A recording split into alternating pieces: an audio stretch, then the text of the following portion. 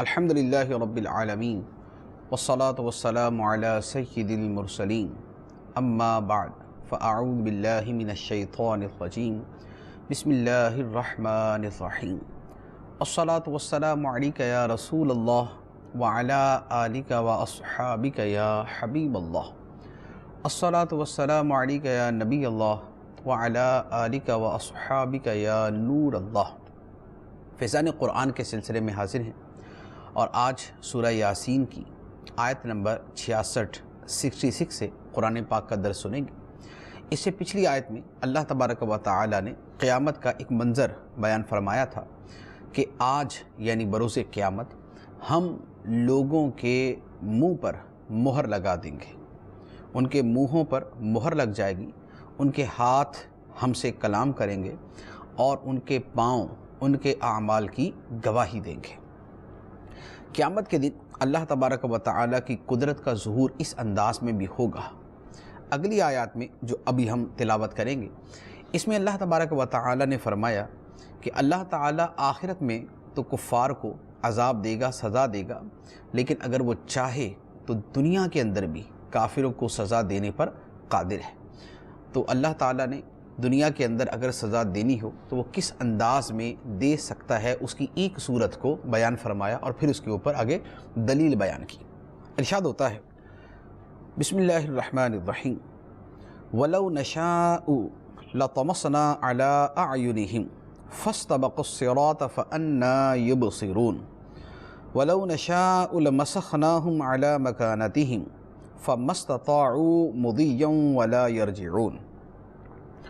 اور اگر ہم چاہتے تو ان کی آنکھیں مٹا دیتے، ان کافروں کی آنکھیں مٹا دیتے، پھر وہ جلدی سے راستے کی طرف جاتے تو کہاں سے دکھائی دیتا، اور اگر ہم چاہتے تو ان کی جگہ پر ہی ان کی صورتیں بدل دیتے تو وہ نہ آگے بڑھ سکتے اور نہ پیچھے لوٹتے۔ ارشاد فرمایا کہ جن آنکھوں سے حق کے دلائل دیکھنے کے باوجود یہ لوگ حق قبول نہیں کرتے، اگر ہم چاہیں تو ان کی آنکھوں کو مٹا دیں۔ یہ جیسے رخسار ہیں، گال ہیں، بالکل پلین ہیں، سیدھے ہیں، اسی انداز میں ہم ان کی آنکھیں بھی کر دیں، مٹا دیں ان کی آنکھیں، ان کو کچھ نظر نہ آئے، اور تو یہ جلدی سے راستے کی طرف دوڑیں لیکن ان کو راستہ نہ ملے۔ جیسے اچانک آنکھیں جو ہے وہ دیکھنا بند کر دیں، چھوڑ دیں آنکھیں دیکھنا اگر، تو آدمی گھبراہٹ کے اندر جو ہے وہ فوراً بھاگتا ہے راستے کی طرف۔ تو اللہ تعالیٰ فرماتا ہے کہ ہم ان کی آنکھوں کو ایسا مٹا دیں کہ نہ کھلیں اور نہ ان کو راستہ نظر آئے، اور پھر فرمایا کہ اگر ہم چاہیں تو ہم انہیں ان کی جگہ پر ہی جہاں یہ کھڑے ہیں موجود ہیں وہیں پر ہم ان کی صورتوں کو مس کر دیں، ان کے چہروں کو بگاڑ دیں، ان کی شکلیں بگاڑ دیں، اور ان کا وہ حال کریں کہ نہ تو یہ آگے بڑھ سکیں اور نہ یہ پیچھے لوٹ سکیں، کہ ان کی شکلیں بگڑ جائیں، ان کے اندر قدرت ہی نہ رہے کہ یہ کسی طرف ڈھنگ سے جا سکیں۔ تو اللہ تعالیٰ فرماتا ہے کہ ہماری یہ قدرت ہے، اور یہ اللہ تعالیٰ کی قدرت کے جو آثار اور مظاہر ہیں ان میں تو ایک بہت ہی چھوٹی سی یہ چیز ہے کہ آسمان و زمین کی پیدائش ہمارے دیکھنے کے اعتبار سے بہت بڑی تخلیق، نظام کائنات کا جو ہے وہ ایک بڑے اس میں بڑی بڑی تبدیلیاں آنا، بڑے بڑے سیلاب آ جانا، بڑے بڑے جو ہے وہ زمین کے خطوں کا زلزلے کی وجہ سے پھٹ جانا، کہاں قدرت کے وہ آثار اور علامات جو بہت بڑے، اللہ کی قدرت کے اعتبار سے تو سب برابر ہیں، لیکن ہمارے دیکھنے کے اعتبار سے اس کا جو ظہور ہے کہیں بہت شدت کے ساتھ ہے اور کہیں بہت تھوڑے انداز کے اندر ہے۔ تو یہ جو آنکھوں کا مٹا دینا، چہروں کا بدل دینا، یہ اللہ تعالیٰ کی قدرت کے ہمارے سامنے جو مظاہر ہیں ان کے اعتبار سے تو معمولی سا کرشمہ ہے۔ اب اللہ تعالیٰ اب بندوں کی جسمانی تبدیلی پر، عذاب دینے پر قادر ہونے کی ایک دلیل بیان کرتا ہے کہ اگر ہم اپنے وجود کے اوپر ہی غور کریں، ہم انسانوں کے وجود پہ غور کریں تو ہمیں بہت سی چیزیں ایسی نظر آتی ہیں کہ اللہ تعالیٰ کی قدرت لمحہ بلمحہ ان کے اندر ظہور پذیر ہوتی ہے۔ ایک وقت کے اندر انسان کیا ہوتا ہے، پھر کیا بن جاتا ہے، کہاں چھوٹا سا بچہ ہوتا ہے، کہاں وہ جوان ہوتا ہے، کہاں وہ کڑیل جوان ہو جاتا ہے، کہاں وہ جوان مرد ہوتا ہے، کہاں اس کا جسہ بن جاتا ہے لہیم شہیم، لمبا چوڑا، اور بدن اس کا طاقت سے انرجی سے بھرپور، اور کہاں دوبارہ اس کا پہیہ الٹا گھومنا شروع ہو جاتا ہے بندے کا، اور پھر دوبارہ وہی کمزور، نحیف، نزار، چل نہیں سکتا، چیز نہیں پکڑ سکتا، دکھنے میں مشکل، سننے میں مشکل، بولنے میں مشکل، اعضاء ساتھ نہیں دیتے، بعض اوقات بدن پہ راشا طاری ہے۔ تو یہ تغیرات ہیں جو انسان کے وجود اور اس کے جسم کے اندر ہم اپنی آنکھوں سے مشاہدہ کرتے ہیں۔ تو اللہ تعالیٰ اسی کو دلیل کے طور پہ بیان فرماتا ہے، ارشاد فرمایا وَمَن نُعَمِّرْهُ نُنَكِّسْهُ فِي الْخَلْقِ أَفَلَا يَعْقِلُونَ، اور جسے ہم لمبی عمر دیتے ہیں تو اسے پیدائش میں الٹا پھیر دیتے ہیں، تو کیا وہ سمجھتے نہیں؟ فرمایا جسے لمبی عمر دیتے ہیں تو پیدائش میں الٹا پھیر دیتے ہیں۔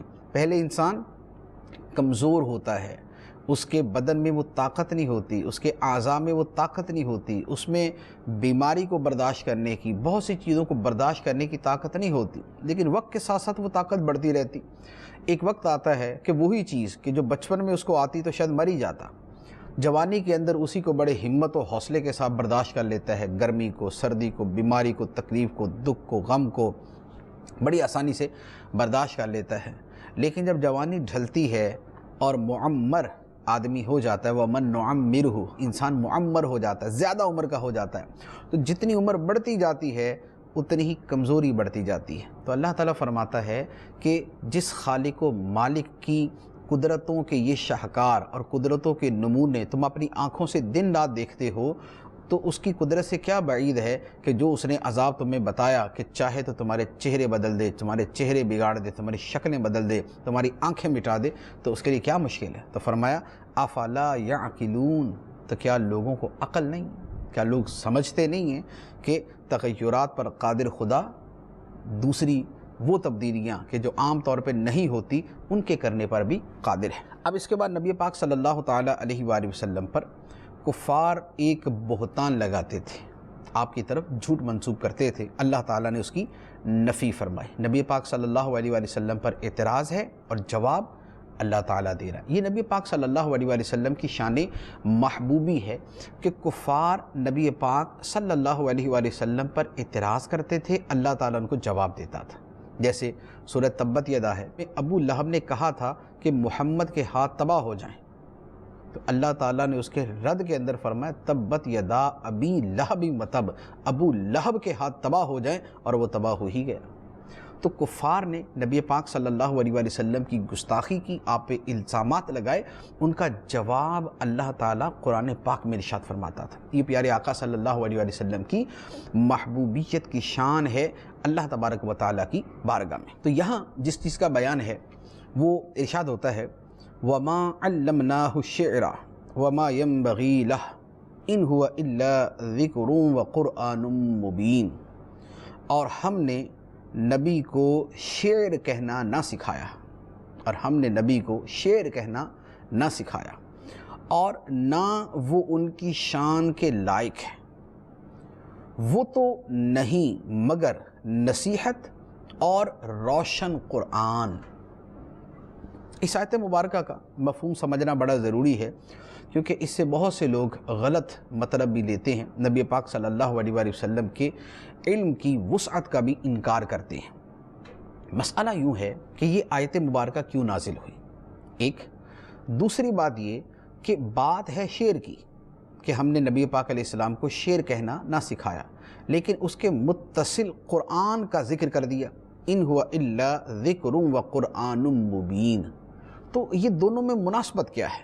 نبی پاک علیہ السلام کو شعر کہنا نہیں سکھایا، بلکہ یہ قرآن ہے، ذکر ہے، دونوں میں مناسبت کیا ہے؟ تو دیکھیں، اس سے پہلے اس کا بیک گراؤنڈ ہے وہ سمجھیں۔ کفار مکہ نبی پاک صلی اللہ علیہ وآلہ وسلم پر مختلف قسم کے الزامات لگاتے۔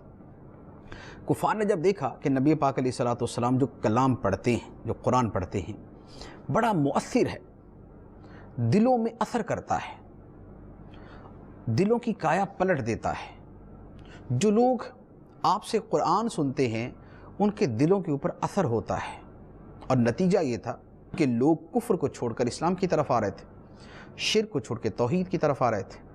اب کفار نے بارہا منصوبے بنائے کہ نبی پاک صلی اللہ علیہ وآلہ وسلم کے مقابلے میں وہ کیا کریں۔ اب انہوں نے بہت مرتبہ آپس میں جو میٹنگز کی، جو بیٹھے، اکٹھ کیا، تو اس کے اندر ایک بات انہوں نے کئی مرتبہ طے کی کہ نبی پاک صلی اللہ علیہ وآلہ وسلم کی باتوں سے چونکہ لوگ بہت زیادہ متاثر ہوتے ہیں، تو ہم ان کو کوئی ایسی شخصیت کے طور پہ لوگوں کو بتاتے ہیں کہ لوگ ان کو غلط بھی سمجھیں اور ان کی باتوں میں آنے سے بھی جو ہے وہ باز آ جائیں، ان کی کلام کی تاثیر سے بھی بچ جائیں۔ تو اب کیا تھا، اس زمانے کے اندر بنیادی طور پہ 3 طرح کے لوگ اس طرح کی چیزوں میں معروف تھے کہ جن کی باتوں میں بڑا اثر ہوتا تھا۔ نمبر 1 جادوگر، کیونکہ جادوگر تو لوگوں کے سامنے ایسا کچھ کر کے دکھا دیتا تھا نا کہ لوگوں پہ اس کا بڑا امپیکٹ ہوتا تھا، لوگ اس کی طرف مائل ہو جاتے تھے، اس کے قائل ہو جاتے تھے۔ تو ایک تو جادو تھا، دوسرا تھا کہانت۔ کہانت کیا تھی؟ کہانت یہ جیسے آج کل نجومی ہوتے ہیں، غیب کی باتیں بتانا، غیب کی خبریں دینا، فلاں وقت میں یہ ہوگا، وہ ایسا ہوا تھا۔ تو کاہن بھی اپنے مختلف جو ہے وہ باطل علوم کی وجہ سے کچھ نہ کچھ باتیں اس طرح کی بتا دیا کرتے تھے، جس میں ایک آدھ سچی تھی، 150 جھوٹی بھی ہو جاتی تھی، لیکن کوئی نہ کوئی سچی بھی نکل آتی تھی۔ اب وہ جو درست ہوتی تھی لوگ اس کی وجہ سے قائل ہو جاتے تھے۔ تو ایک تھا کاہن۔ تیسرے نمبر پہ لوگ تھے جن کی باتوں سے لوگ متاثر ہوتے تھے، وہ شعراء۔ شاعر اتنا خوبصورت کلام لکھتے تھے، ان کا کلام اتنا جاندار ہوتا تھا کہ انسان جانوروں پہ اثر کرتا تھا۔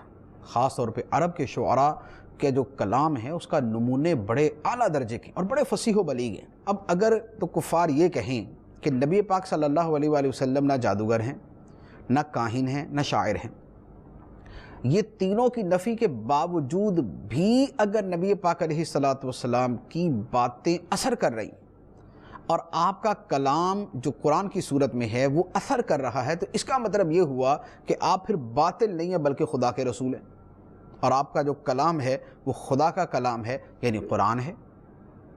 تو کفار نے مختلف مواقع پر نبی پاک علیہ الصلوۃ والسلام پر یہی تینوں الزام لگائے۔ کبھی آپ کو جادوگر کہہ دیا، کبھی آپ کو کاہن کہہ دیا، کبھی آپ کو شاعر کہہ دیا۔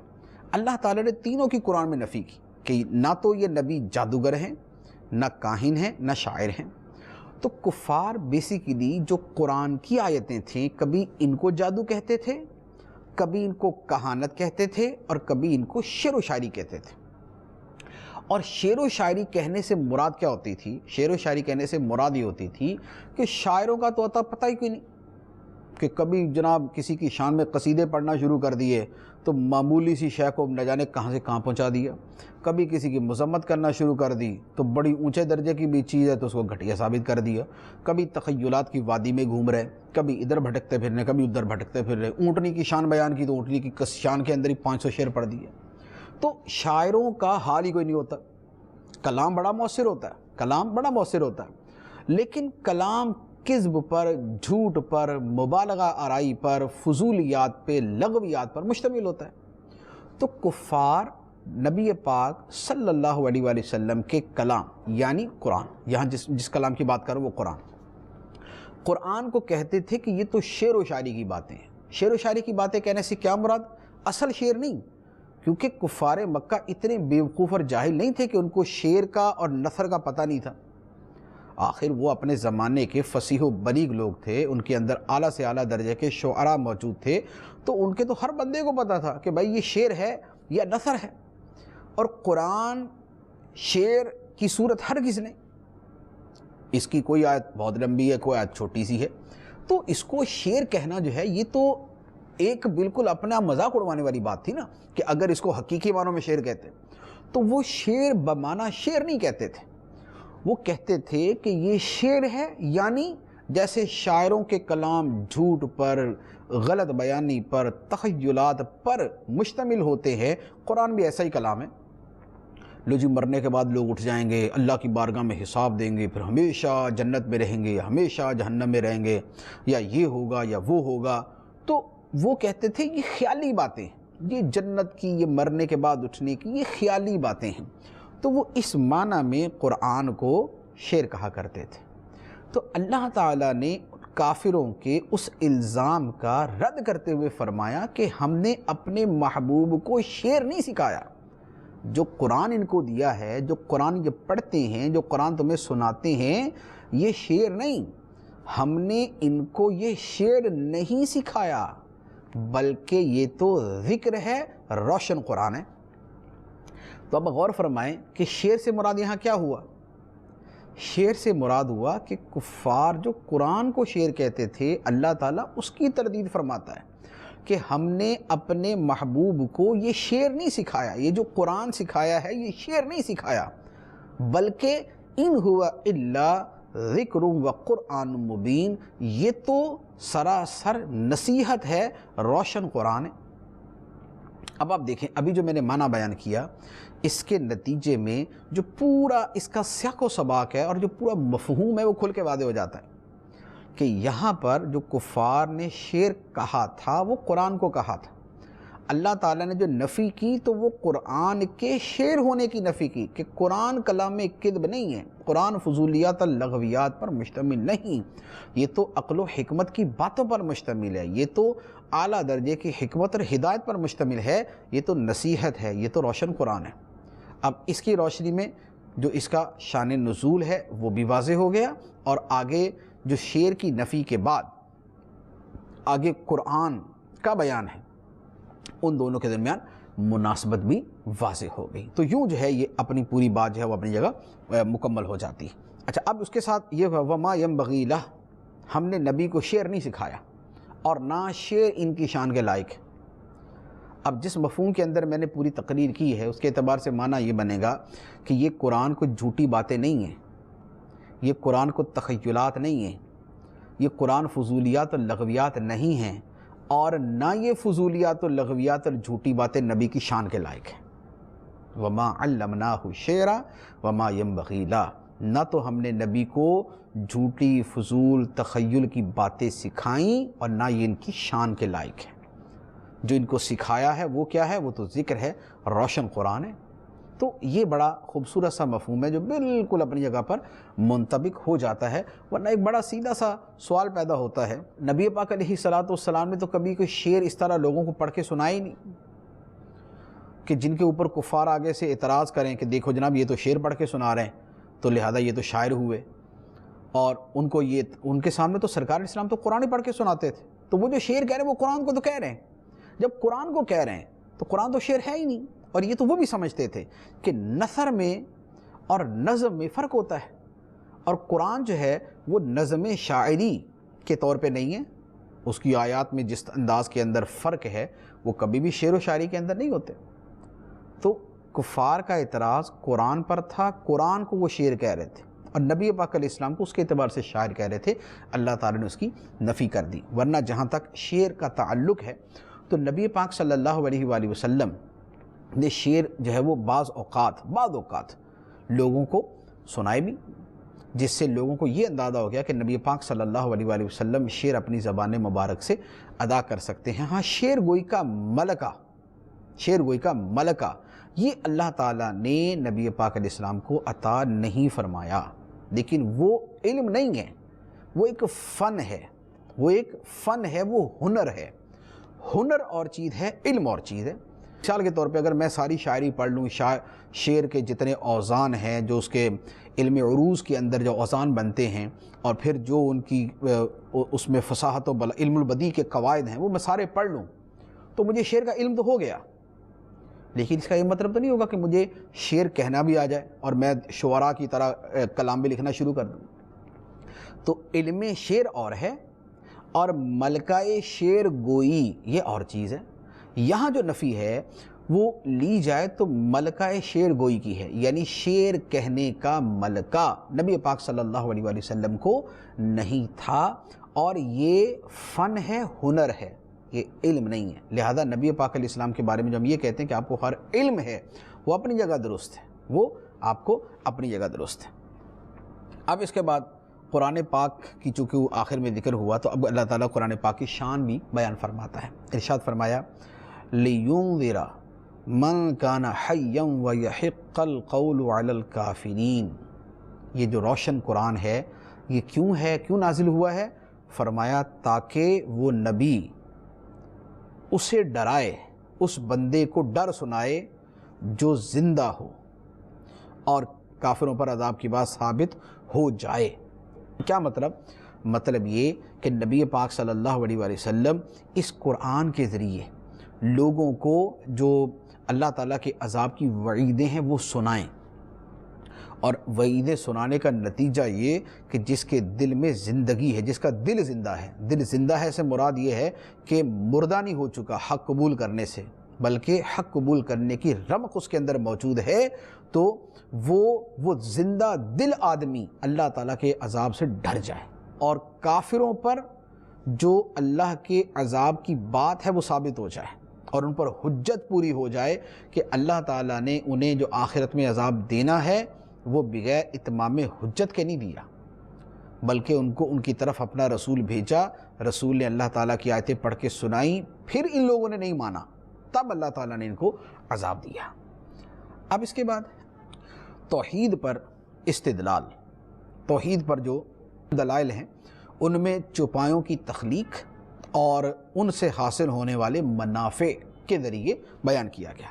ارشاد ہوا اولم یروا انا خلقنا لهم مما عملت ایدینا انعاما فهم لها مالکون وذللناها لهم فمنها ركوبهم ومنها یأکلون وَلَهُمْ فِيهَا مَنَافِعُ وَمَشَارِبُ أَفَلَا يَشْكُرُونَ۔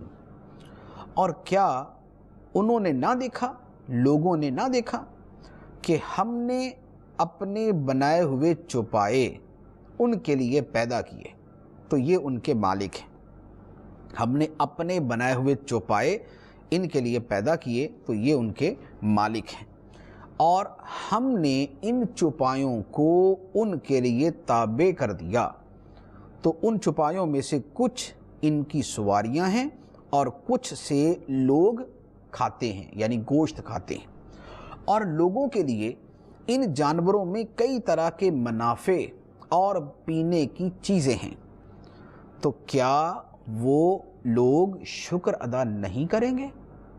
یہ آیت مبارکہ اللہ تعالیٰ نے اپنی توحید پر ایک اور دلیل کو بیان فرمایا کہ جن چوپایوں سے یہ لوگ فائدہ اٹھاتے ہیں ان کے بارے میں غور کریں کہ ان کو کس نے پیدا کیا، تو فرمایا کہ مما عملت ایدینا، ہم نے انہیں خود پیدا کیا، ہم نے اپنے بنائے ہوئے چوپائے ان کے لیے پیدا کیے۔ تو عملت ایدینا جو ہے یہ اس معنی میں ہے کہ اللہ تعالیٰ نے چوپایوں کو پیدا کرنے میں کسی سے مدد نہیں سے کسی دوسرے سے، بلکہ اللہ تعالیٰ نے خود اپنی شان خالقیت کے اعتبار سے ان کو پیدا کیا اور لوگوں کو اس کا مالک بنا دیا۔ اچھا، اب اللہ تعالیٰ اسی قدرت کی اگلی صورت بیان فرماتا ہے کہ ہم نے ان چوپایوں کو لوگوں کے تابع کر دیا۔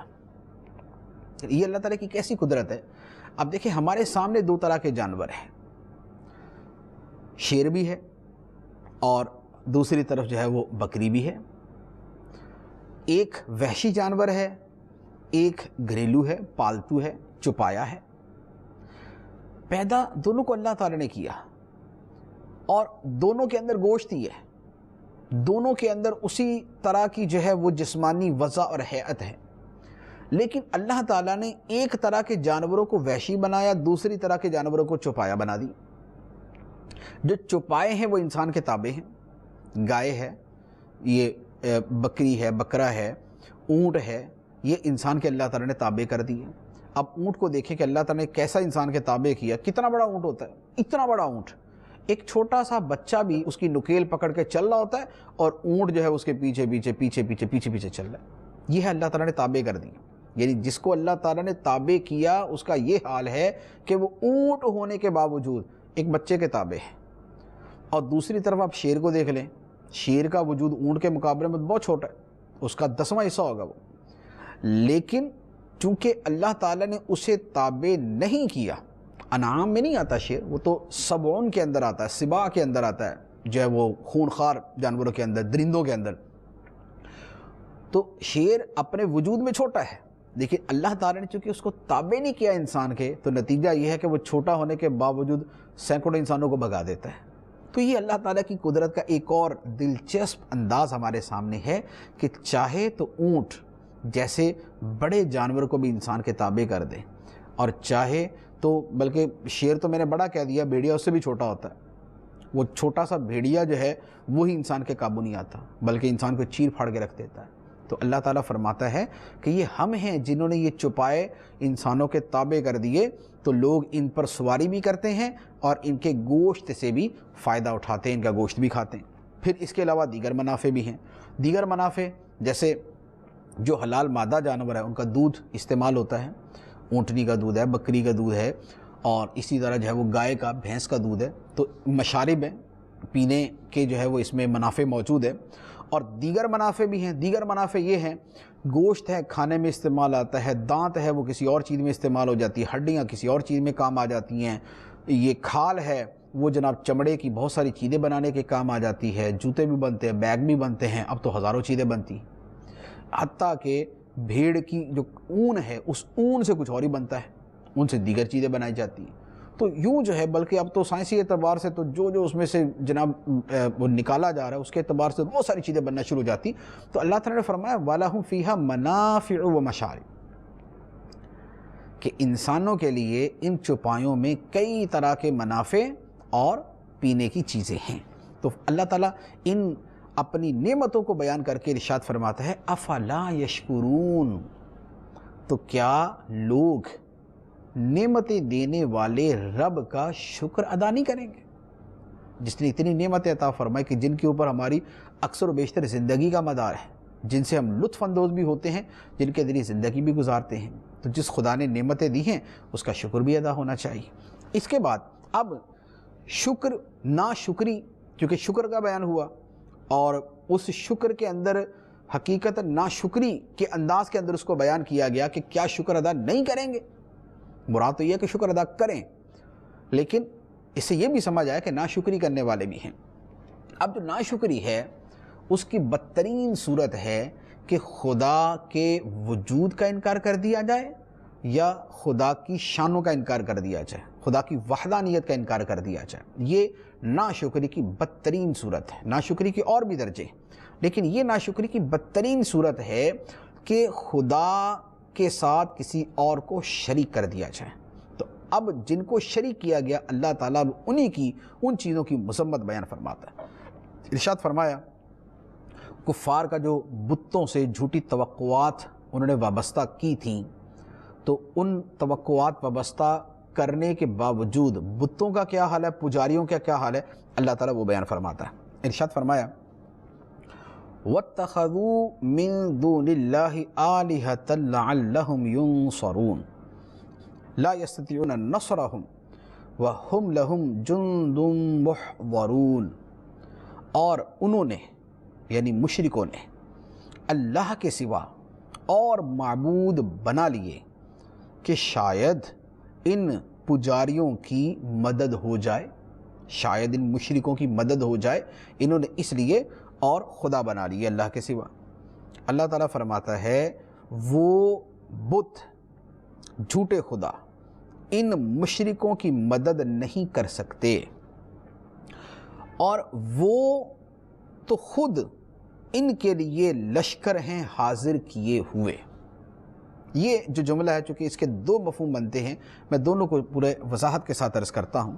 پہلے تو اللہ تبارک و تعالیٰ نے فرمایا کہ مشرکوں نے اللہ کے علاوہ دوسرے خدا بنا لیے۔ کیوں بنائے؟ لعلہم ینصرون، تاکہ ان مشرکوں کی مدد ہو، مشکل کے وقت میں وہ جھوٹے خدا ان کے کام آ جائیں۔ تو مشرکوں نے جو جھوٹے خدا بنائے وہ اس لیے کہ مشکل کے وقت میں یہ کام آئیں۔ لیکن اللہ تعالیٰ فرماتا ہے کہ یہ جو بت ہیں، جھوٹے خدا ہیں، یہ تو ان کافروں کی مدد نہیں کر سکتے۔ اب اس کے بعد جو اگلا جملہ ہے اس کے دو مطلب، یا تو اس کا ترجمہ یہ بنتا ہے، میں ترجمے کو تھوڑی سی وضاحت سے عرض کر دیتا ہوں تاکہ اس کے مفہوم کے اوپر وہ پورا منطبق، آیات کے الفاظ کے اوپر وہ منطبق ہو جائے۔ فرمایا کہ بت ان کافروں کی مدد نہیں کر سکتے، اور یہ پجاری تو ان بتوں کے لیے خود حاضر لشکر ہیں۔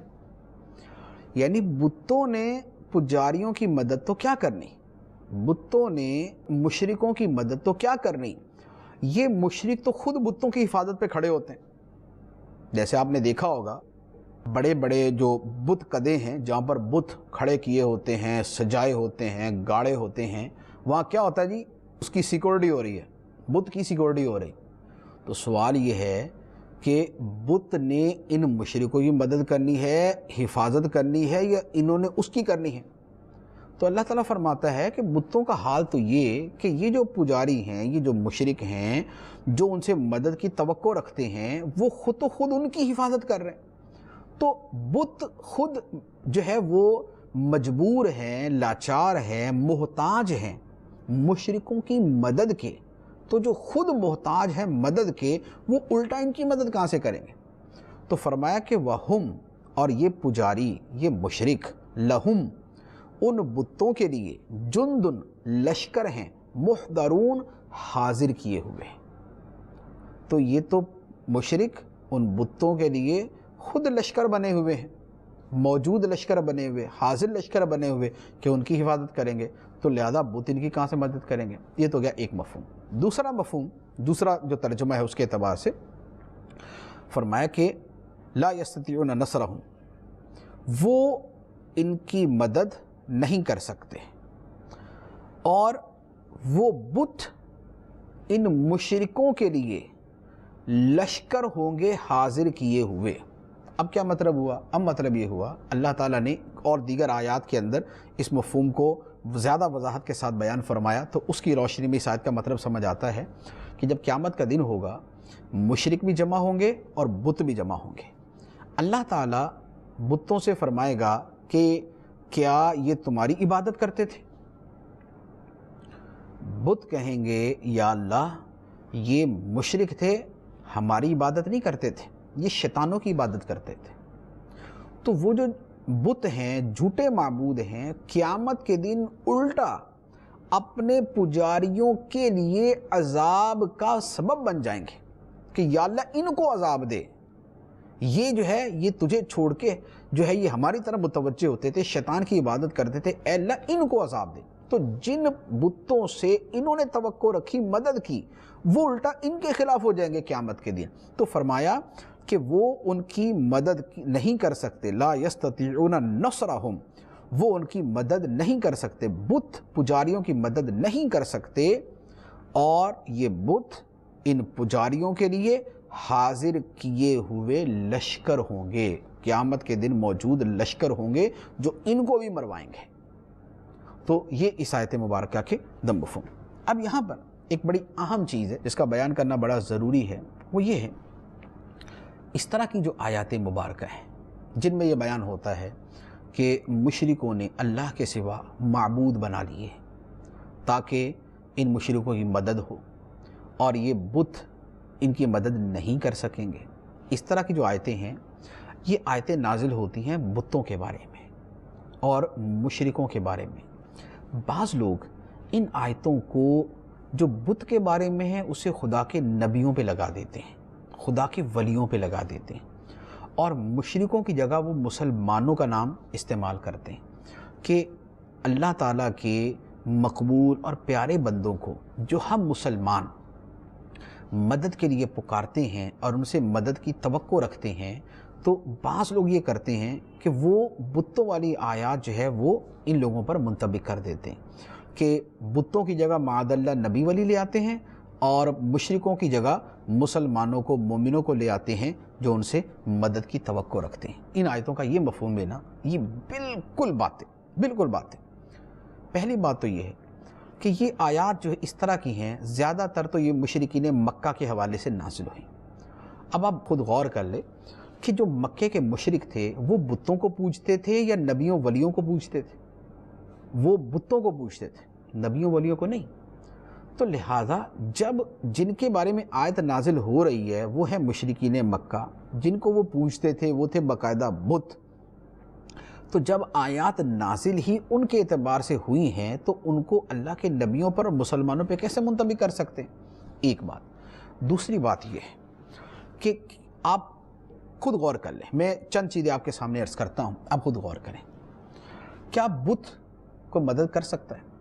کیونکہ بت تو یہ ہے نا کہ کوئی بھی آدمی اٹھے اور کچھ بنا کے ایک مورتی سے بنا کے رکھ لے، اس کو یہ بن گیا بت، اس کو کہہ دیا معاذ اللہ خدا، جھوٹا خدا۔ کیا یہ کوئی مدد کر سکتا ہے؟ کیا ہم اس سے کہیں کہ پانی دے دے، اس سے کہیں کھانا دے دے، اس سے کہیں کوئی مشکل دور کر، یہ کر سکتا ہے؟ نہیں کر سکتا۔ نہ ہم اسے کہیں کہ ہم مسلمان ہیں، مومن ہیں، موحد ہیں۔ لیکن کیا یہ جو بت ہے یہ اور اللہ کے نبی کیا معاذ اللہ ایک جیسے ہیں؟ اب خود غور کر لیں۔ قرآن کی میں چند آیتیں آپ کے سامنے پڑھ دیتا ہوں اور ان کی روشنی میں دیکھ لیں بت میں اور نبیوں میں فرق ہے یا نہیں۔ اللہ تعالیٰ کے نبی حضرت موسیٰ علیہ السلام، آپ اپنی ساری قوم بنی اسرائیل کے ساتھ جب مصر سے نکلے، ایک میدان میں پہنچے، میدان تیہ کے اندر۔ وہاں پر قوم نے موسیٰ علیہ السلام سے کہا کہ اے موسیٰ، پانی کا انتظام نہیں ہے، آپ اللہ تعالیٰ سے دعا کریں ہمیں پانی عطا کر دیں۔ موسیٰ علیہ السلام نے اللہ تعالیٰ سے دعا کی۔ اللہ تعالیٰ قرآن میں فرماتا ہے وَإِذِ اسْتَسْقَىٰ مُوسَىٰ لِقَوْمِهِ، اور جب موسیٰ نے اپنے رب سے اپنی قوم کے لیے پانی مانگا، فَقُلْنَا، تو ہم نے کہا اضرب بعصاک الحجر، اے موسیٰ اپنا عصا پتھر پہ مار۔ موسیٰ علیہ السلام نے اپنا عصا پتھر پہ مارا، فَانْفَجَرَتْ مِنْهُ اثْنَتَا عَشْرَةَ عَيْنًا، اللہ تعالیٰ فرماتا ہے کہ اس پتھر سے پانی کے 12 چشمے جاری ہو گئے۔ اب آپ غور کریں، یہ جو 5-6 لاکھ بنی اسرائیل کے لوگ تھے، کیا ان کو نہیں پتا تھا کہ پانی دینا تو اللہ تعالیٰ کا کام ہے، دعا قبول کرنا تو اللہ تعالیٰ کا کام ہے، اور ہم ڈائریکٹ اللہ تعالیٰ سے دعا مانگے، اللہ تعالیٰ تو سب کی سنتا ہے، تو اللہ تعالیٰ میں پانی دے دے گا۔ آخر 6 لاکھ بندے دعا کریں گے تو اللہ تعالیٰ ان کی سنے گا۔ اللہ تعالیٰ تو ایک کی بھی سنتا ہے، لیکن چلے وہ تو 6 لاکھ ہے، 6 لاکھ بندہ دعا کرے گا تو اللہ تعالیٰ ان کی سنے گا۔ تو یہ کیا بات ہوئی کہ 6 لاکھ بندے خود نہیں دعا کر رہے، موسیٰ علیہ السلام کو آ کے کہہ رہے ہیں کہ اے موسیٰ آپ دعا کریں۔ کیوں؟ اس لیے کہ پتہ ہے کہ موسیٰ علیہ السلام بڑا مضبوط وسیلہ ہیں۔ موسیٰ علیہ السلام نے خود نہیں پانی دینا تھا، اللہ نے ہی پانی دینا تھا، لیکن وسیلہ موسیٰ علیہ السلام بنے۔ تو ساری بنی اسرائیل کی قوم نے مجموعی طور پہ مل کے بتا دیا کہ اللہ تعالیٰ موسیٰ علیہ السلام کے وسیلے سے عطا فرمائے گا، اور اللہ تعالیٰ نے عطا کر بھی دیا۔ اللہ تعالیٰ نے پھر یہ نہیں فرمایا کہ ٹھیک ہے موسیٰ علیہ السلام تم نے دعا کر دی ہے تو ابھی تھوڑی دیر میں پانی مل جائے گا، فرمایا کہ تو اپنا عصا مار پتھر پہ۔ آخر اللہ تعالیٰ ویسے بھی تو پہاڑ کو پھاڑ کے چشمے جاری کر دیتا، لیکن چونکہ بنی اسرائیل نے موسیٰ علیہ السلام کے وسیلے سے پانی مانگا تو اللہ تعالیٰ نے موسیٰ علیہ السلام کے وسیلے سے ہی پانی عطا کیا۔ تو ہم جو نبیوں ولیوں کو درمیان میں رکھتے ہیں وہ وسیلے کے طور پہ، جیسے یہ پہلے پارے کی جو آیت میں نے پڑھی ہے کہ بنی اسرائیل نے اللہ تعالیٰ سے پانی مانگنے کے اندر موسیٰ علیہ السلام کو وسیلہ بنایا، اللہ تعالیٰ نے پانی دینے کے اندر موسیٰ علیہ السلام کو وسیلہ بنایا۔ تو ہم بھی اللہ کے نبیوں کو، اللہ کے ولیوں کو وسیلہ بناتے کہ یا رسول اللہ آپ اللہ تعالیٰ سے ہمیں یہ دلوا دیں، آپ اللہ تعالیٰ سے ہمیں یہ کروا دیں۔ تو یہ وسیلے کا معاملہ ہے۔ اچھا ایک بات، دوسرا حضرت عیسیٰ علیہ السلام کہ قرآن پاک کے اندر ہے، عیسیٰ علیہ السلام خود فرماتے ہیں کہ اے لوگو میں کوڑیوں کو شفا یاب کر دیتا ہوں، کوڑ کا مرض ہو میں شفا دیتا، الفاظ یہ وَأُبْرِئُ الْأَكْمَحَ وَالْأَبْرَصَ، پیدائشی اندھوں کو آنکھوں کی روشنی دے دیتا ہوں اور کوڑیوں کو شفا یاب کر دیتا ہوں، میں کر دیتا ہوں، الفاظ دیکھیں میں کرتا ہوں۔ تو اب بتائیے کہ کیا بت بھی کسی نابینا کو بینا کر سکتا ہے؟ کیا بت بھی کسی کوڑی کو شفا یاب کر سکتا ہے؟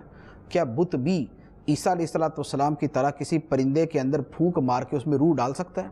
کیا بت بھی کسی مردے کو زندہ کر سکتا ہے؟ بت نہیں کر سکتا، لیکن عیسیٰ علیہ السلام کر سکتے تھے اور انہوں نے کیا۔ مردے بھی زندہ کیے، اندھے بھی بینا کیے، کوڑی بھی شفا یاب کیے، مورت کے اندر پھونک مار کے اس کو باقاعدہ پرندہ بھی بنا دیا۔ تو فرق ہے یا نہیں؟ فرق ہے۔ نبی پاک صلی اللہ علیہ وسلم کے پاس کتنی مرتبہ صحابہ کرام آئے، یا رسول اللہ پانی ختم ہو گیا، یا رسول اللہ کھانا نہیں ہے، یا رسول اللہ یہ مسئلہ، یا رسول اللہ یہ مسئلہ۔ نبی پاک علیہ السلام نے کہیں بھی ایسی 100 نہیں 1000 حدیثیں ہوں گی۔ میں سوال کرتا ہوں کہ کیا نبی پاک علیہ السلام نے کہیں ایک مرتبہ بھی فرمایا کہ بھائی میرے پاس کیا لینے آتے ہو، دعا تو اللہ تعالیٰ نے قبول کرنی ہے، جاؤ جا کے ڈائریکٹ مانگ لو؟ نہیں، صحابہ کرام آئے، نبی پاک علیہ السلام نے ان کے اس اعتقاد پر کہ حضور وسیلہ ہیں مہر تصدیق ثبت فرمائی، اللہ تعالیٰ کی بارگاہ میں عرض کیا، اللہ تعالیٰ نے عطا فرما دیا۔